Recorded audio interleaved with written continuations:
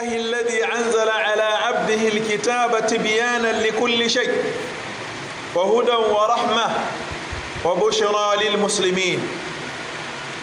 قال الله تبارك وتعالى: ولتكن منكم أمة يدعون إلى الخير ويأمرون بالمعروف وينهون عن المنكر وأولئك هم المفلحون.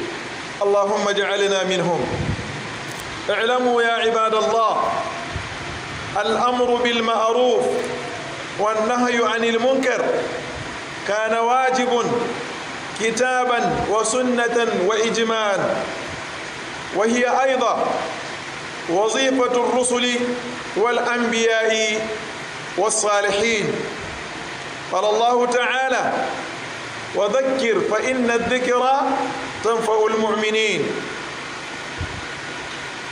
ويقول أيضا: ادع إلى سبيل ربك بالحكمة والموعظة الحسنة وجادلهم بالتي هي أحسن إن ربك هو أعلم بمن ضل عن سبيله وهو أعلم بالمهتدين.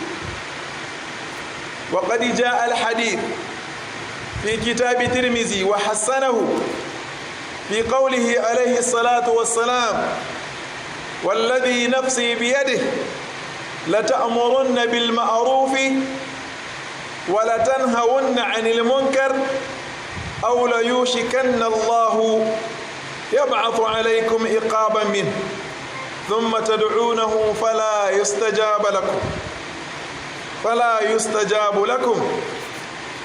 وقد ثبت في مسلم من حديث أبي سعيد الخدري رضي الله عنه قال: سمعت رسول الله صلى الله عليه وآله وسلم يقول: من رأى منكم منكرا فليغيره بيده، فإن لم يستطع فبلسانه، فإن لم يستطع فبقلبه، وذلك أضعف الإيمان.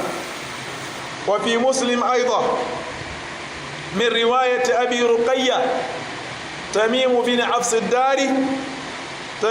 أوس الداري رضي الله عنه أن النبي صلى الله عليه وآله وسلم قال: الدين النصيحة. قلنا: لمن؟ قال: لله ولكتابه ولرسوله ولأئمة المسلمين وعامتهم. وأخيرا يا عباد الله، حديث بلغوا عني ولو آية. يقول الله تبارك وتعالى: إن الله يأمركم أن تعدوا الأمانات إلى أهلها وإذا حكمتم بين الناس أن تحكموا بالعدل إن الله